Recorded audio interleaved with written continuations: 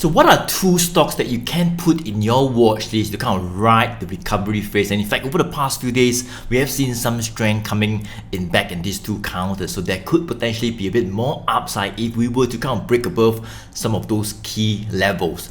Hey guys, Joey here, top tier advisor in Philips Securities and chief trainer at Trading Impossible. So in today's video, I'll talk about two stocks, and these two stocks have came to my watch list over the past few days, and we are seeing a bit of signs of some good bullish actions coming back. Of course, we need a bit more confirmation, but it seems like they're kind of like attempting to push higher. And the two stocks are Genting Sing, alright, Genting Singapore, and 𝐻𝐚𝐻𝐿 Shipbuilding. So these are pretty much two stocks which are still ripe for the recovery phase, alright, where we're seeing like for Genting Singapore, we're seeing signs of a good recovery, especially when it talks about a vaccine. That's where we are seeing in terms of the aviation sector, tourism sector, these are all slowly picking up, right? And Genting Sing is one of them, right? So we will cover just the two stocks, alright, Genting Singapore and 𝐻𝐚𝐻𝐿 Shipbuilding, alright, to see where we are right now and where we can potentially head to, right? So do stick around all the way to the end of this video, because I think you're going to like what I got for you, and we're going to look at where we can head to.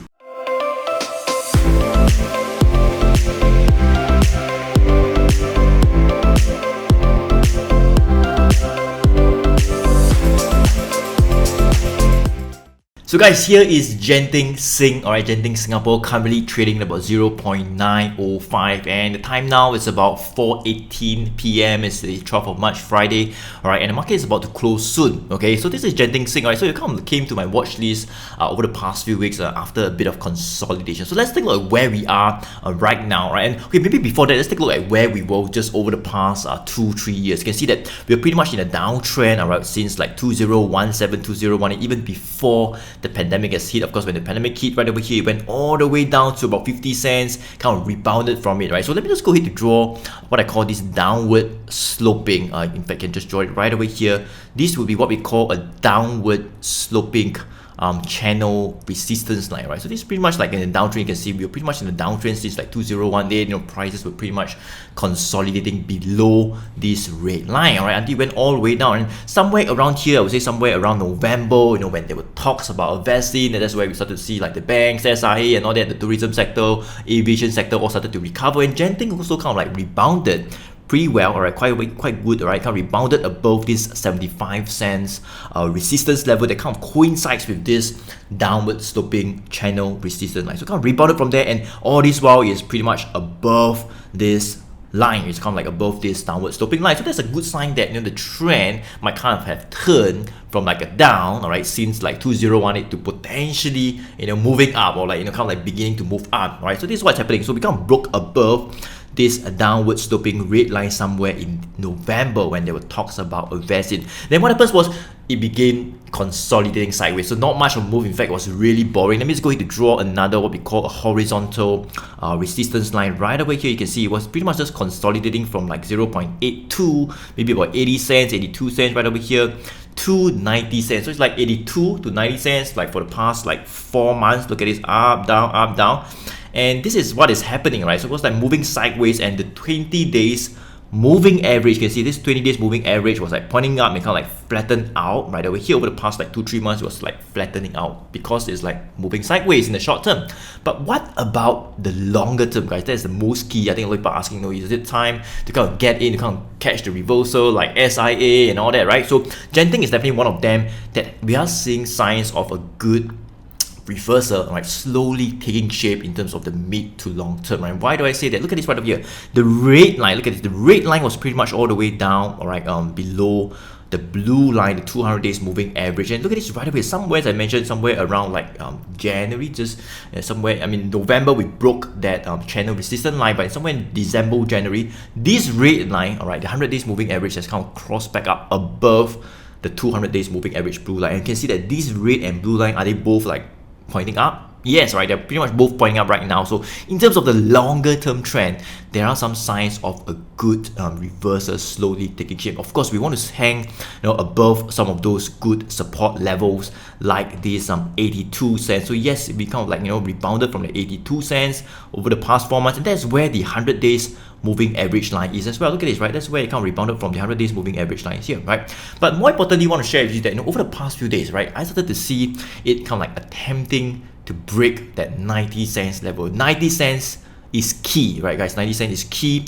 Look at this, we were pretty much holding above this 90 cents level even before the pandemic really hit, right? Somewhere in like January 2020, and because when it hit, we broke that 90 cents and went all the way back down. So we are kind of like attempting to break that 90 cents, which was once the support level, and now it is the resistance level. So now we can see we still need a bit more confirmation, but you can see the prices are, kind of like trying to attempt to break above this level. Buyers are slowly coming up, kind of like, sellers are coming in to push it back down, and buyers are coming up, kind of like trying to maintain it above that 90 cents. So we want to see it really hold above this 90 cents level, hopefully at 91, 92, over the next few days. Then that could be a good signal, all right, whereby, this next phase of the upside can potentially continue, and we might see push up all the way to maybe about 97, 95, or maybe to that $1, right? $1 would be a really critical, I would say, psychological level. You can see we are pretty much back to where we were in 2019, right? So yes, we want to see really, some good bullish action. So far, we still need a bit more confirmation because we are like just, going up and coming back down, right? So not much of a move, but if we do see prices kind of like really hanging above that 90 cents, I think that could be a good indication that, the uptrend can start to continue, and we might end this like 3 to 4 months consolidation phase that we have seen, right? And that's where we can potentially start to hit higher all the way to 95 cents to $1, especially as I'm talking about the moving averages in the longer term are all pointing up, right? So this is Genting Singapore right here. So guys, if you like this video, be sure to give me an early thumbs up. It will definitely help out the YouTube channel, and thank you so much for doing this, right? So let's move on to the next counter I'd like to share with you, and this counter is none other than 𝐻𝐸𝐿 Jiang Shipbuilding. All right, right over here you can see, and you can see that over the past, I would say, 2020, past 1 to 2 years, we were pretty much moving sideways for this company, right? So it's like down, pretty much in downtrend since like 2019. All right, when COVID hit, we kind of like went down a bit more, and then it started to move sideways, right, above this 90 cents support level. Look at this, right? So we were holding above that 90 cents since like April 2020, about a year. All right, 90 cents to about $1.10, right? So it's like a kind of like a 20 cents range, right? Up, down, right up here. We went, kind of like approached the $1.10 somewhere in January, right? Sold off again and kind of rebounded. And what happens was over the past 1 week, all right, we started to break this $1.10, and that's a good sign, whereby buyers might be prepared, right, to kind of take prices higher. That's number one. Number two is that looking at the moving averages, you can see that this green line, look at this, the green line was like pretty much like moving sideways. You can see all the lines here is like a mess, right? It's like all going up and down, and that was like somewhere in like 2020. You can see all these lines were just cutting up and down, on each other, right? So somewhere around here, in like January 21, that's where the lines all started to pull away from one another, all starting to point up. All right, of course, the green above the red above the blue, that is the best that it can kind of like predict or kind of indicate towards an ideal uptrend starting to form up. Okay, so yes, this is what's happening right now. You can see that these lines are pretty much all pointing up compared to the mess what they've seen over here when it was like consolidating. All right, and the thing here is that we broke the $1.10, so that is one of the important signs as well. So we broke the 110, we're holding above it, and right now you can see that probably some profit taking is coming back. We might kind of like retrace back now to maybe like 115 or 110. Probably buyers might come back again. But more importantly, I think that we do want to see this uptrend really start to continue. All right, we do want to really break this $1.20 level. Right, 120 is key. All right, 120 is key, and why? Look at this, right, guys. 120.